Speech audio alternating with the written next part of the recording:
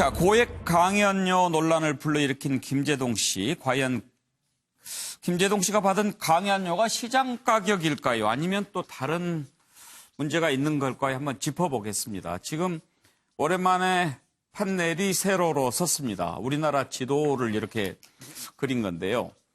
각 지역별로 다양하게 받았는데요. 지자체마다 1,200만 원 이상입니다. 논산에서는 두 번 해가지고 2,620만 원 받았고요. 자, 대덕에서 문제가 돼서 취소를 했지요. 자, 이렇게 받은 강연료를 두고 정치적인 타겟으로 삼아서 문제를 삼고 있다라고 지적하는 반면에 이건 국민 세금 아니냐, 지자체가 내는 것은 어떻게 이럴 수가 있느냐라고 하는데 우리 패널들은 어떻게 생각하실지 궁금합니다. 자, 어제 차지용 교수 먼저 좀 여쭤볼게요. 예. 어제 김어준 씨가 예. 이 부분과 관련해서 이건 시장 가격이다. 네. 시장 가격에 따라서 강연료 정하고 그러는 건데 그걸 보수 쪽에서 시장 경제 지지하는 보수 쪽에서 문제 삼는 게 이해가 안 간다. 그렇게 얘기하더라고요. 저는 뭐 일리 있는 논리라는 생각은 듭니다. 예. 제가 이 오기 전에 한번 그 자료를 한번 찾아봤어요. 지금 김제동 씨가 토크 콘서트가 상당히 인기를 끌고 있습니다. 예. 2009년부터 시작을 해서 올해까지 2019년까지 시즌 9이에요. 시즌 9인데 지금 이 309회 공연에 총 얼마를 모았냐면 32만 명을 모았다고 그래요. 그럼 한 번 공연에 제가 대략 계산해 보니까 1,000명이 넘어요. 1,000명이 넘는데 그러면 입장료가 얼마냐? 입장료 얼마 정도 할 것 같습니까? 글쎄요. 입장료가 지난번 그 전주 공연 같은 경우는 77,000원에서 88,000원이에요.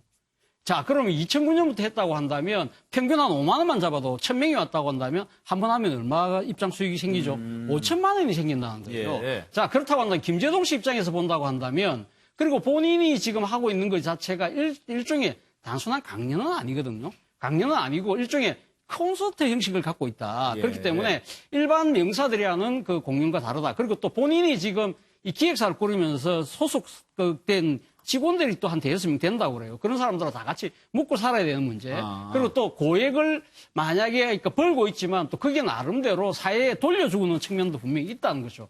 그런 걸 따지고 본다고 한다면 아마 김제동 씨 입장에서는 충분히 아마 항변할 수 있는 그러한 소진이 있는 것 같아요. 그런데 문제는 제가 이제 판넬을 뭐라고 적었냐면 공공강연에는 브레이크를 좀 걸으라는 이야기를 했는데요. 김제동 씨 토크 콘서트의 제목이 이 김제동 토크 콘서트 노 브레이크예요. 그러니까 브레이크 없이 막 한다는 거죠. 그러나 공공강연이라면 시장 가격보다는 좀 낮게 하는 것이 그렇다고 한다면 정말 더 좋았지 않았을까. 그런 안타까움이 있다는 겁니다. 예. 여러 가지 이해되는 바는 있으나 이런 부분은 양문석 박사는 이 강연료 어떻게 생각하십니까? 예, 정말 보수 쪽 입장에서 보면 밉다니까 꽃가를 해 딱 뒤집어 쓰고 요래도 밉소라고 보이는 사람의 대표적인 선수가 김제동, 예전에 유시민 뭐 이런 사람들이었단 말이에요. 그러면서 지금 이 논쟁을 이제 끌고 나왔는데 저는 정말 이해가 안 됩니다. 가수가 한 지자체에 가서 90분 정도의 공연을 하면 1,500만 원보다 훨씬 더 김제동 정도의 유명세를 가지고 있는 사람이 이 공연을 하면 1,500만 원보다 훨씬 더 많은 돈을 받아요. 그런가요? 개그맨들 중에서도 공연을 주로 하는 개그맨이 있고 방송을 주로 하는 개그맨들이 있습니다. 그러면 공연을 주로 하는 가수가 있고 방송을 주로 하는 가수가 있는 것처럼 이게 세금이다 아니다의 논쟁으로 가서는 안 되는 부분들이 시군구 행사에서 많은 그 지역 주민들을 모아놓고 그들에게 기쁨을 주고 행복을 주고 할 수 있는 그러한 그 축제의 성격을 갖고 있는 이런 행사를 1,500만 원이 많다 적다 이 논쟁을 하는 게 아니고 왜 세금으로 저는 돈을 쓰냐 이런 논쟁으로 지금 논의를 끌고 가고 있다는 거예요. 예. 아주 잘못된 거죠. 예. 자, 두 분 말씀은 약간 뭐 그럴 수도 있다라고 들리는데 정태근 의원께서는요. 정부가 민간에서 그 상품을 구매할 때 시장 가격으로 구매합니다. 다만 꼭 필요한 것인지의 여부를 따져서 구매를 합니다. 그리고 3천만 원이 넘으면 조달청을 통해 가지고 구매를 합니다. 입찰을 통해서. 이 지금 김제동 씨의 사건의 본질은 뭐냐면은요. 이 고액 예산 그 강의료가 문제가 돼서 교육부에다 물어봤어요. 도대체 어떻게 해서 이렇게 집행되게 됐느냐 했더니만 교육부 담당자가 뭐라고 얘기했냐면 어디에 어떻게 쓰이는지 점검해 보겠다 이렇게 답변했습니다.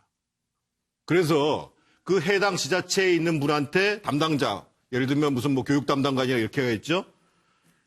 왜 그렇게 과다하게 강의료를 집행했느냐 이렇게 물어봤더니만 정부가 정확하게 무엇을 하는데 돈을 쓰라는 것인지 잘 몰랐다.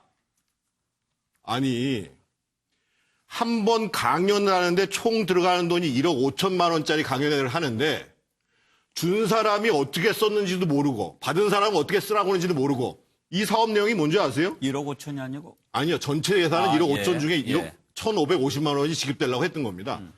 제목이 뭐냐면은요. 풀뿌리 교육자치 협력체계 구축 사업 예산이에요. 풀뿌리 교육자치 협력체계 예산을 왜 김재동 씨한테 줘요? 아니 이 예산만 그런 게 아닙니다. 소위 주로 민주당 쪽에 있는 가까운 교육감들이 혁신학교, 혁신교육지구 예산으로 잡아간 게 작년에 30억, 올해 45억. 지금 김재동 씨가 받은 예산이 기초단체 자체 예산으로 받은 돈들은 대부분 다 300 이렇게 나갔습니다. 시비나 국비나 교육청에서 준 돈을 가지고 다 저렇게 받은 겁니다. 아니 혁신학교, 혁신교육지구 확산을 위한 사업하고 김재동 씨가 강연하는 거 무슨 상관이 있길래 무려 1,500만 원씩 돈을 줘가지고 강연을 시키냔 말이에요. 그런데 제가 그래서 여기다 썼습니다. 이거는 분명하게 김재동 씨가 받은 것이 문제가 아니라 예. 국비든 시비든 교육청의 예산이든 어떻게 해서 저 예산이 집행이 됐고 예. 해당 자치단체는 어떤 명목으로 썼는지 분명히 감사원에서 감사를 해야 되고 동시에 만약에 예산 집행이 부적절하다라고 밝혀지면 방법은 딱 두 가지입니다. 해당 공무원이 징계를 받든지 아니면 감사원에서 고발을 해가지고 수사를 할 수밖에 없는 사안입니다. 정의원께서는 액수의 뭐 다과를 넘어서 기본적으로 그 강연 자체에도 문제가 있다라고 보시는 거군요. 정부에서 예산을 집행할 때요. 예. 한 사람한테 저렇게 1,500만 원씩 저도 자치단체에서 일을 해봤습니다만 예. 저런 예산을 사용해 본 적이 없어요. 그래요? 예. 예. 서정욱 변호사께서는요? 저는 이제 그 김재동의 그 의혹을 하나 적었어요. 예. 김재동 씨가 이제 평소 하는 말이 목수의 망치와 판사의 망치는 같아야 된다. 병원의 청소부의 1시간과 의사의 1시간의 노동 가치는 같아야 된다. 이게 평등 아닙니까? 평소에 본인이 자유시장 경제주의자입니까? 근데 김재동의 1시간 강의와 다른 강사의 1시간 강의는 그럼 같아야죠. 왜 다릅니까? 본인에게 평소에 시장 경제 운운하는데 시장 경제주의자냐 말이에요. 본인에게 자유파 시장 경제주의자가 아니잖아요. 예. 자, 두 번째.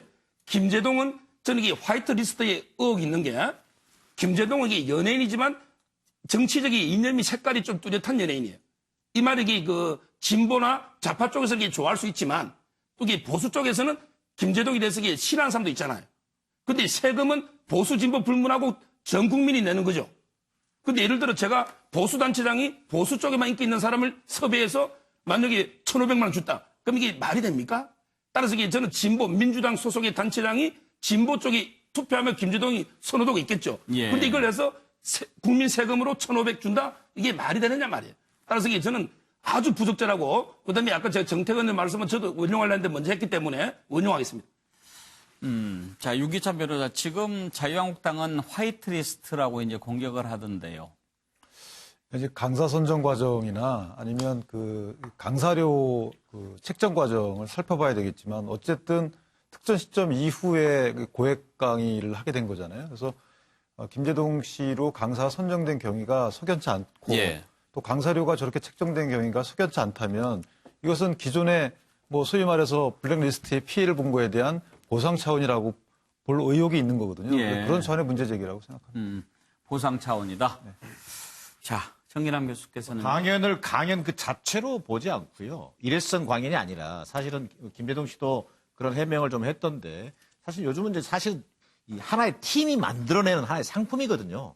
6명의 기획사 예. 같이 아이디어도 또 회의도 하고 해서 이런 것들을 좀 관점에서 볼 필요도 있다. 그래서 단순히 돈의 액수만 가지고 문제를 제기하는 것. 또 이것을 특히나 정치 쟁점화 시켜가지고 이것을 그 문제 제기하는 야당과 보수 언론의 시각에 저는 동의하지는 않고요.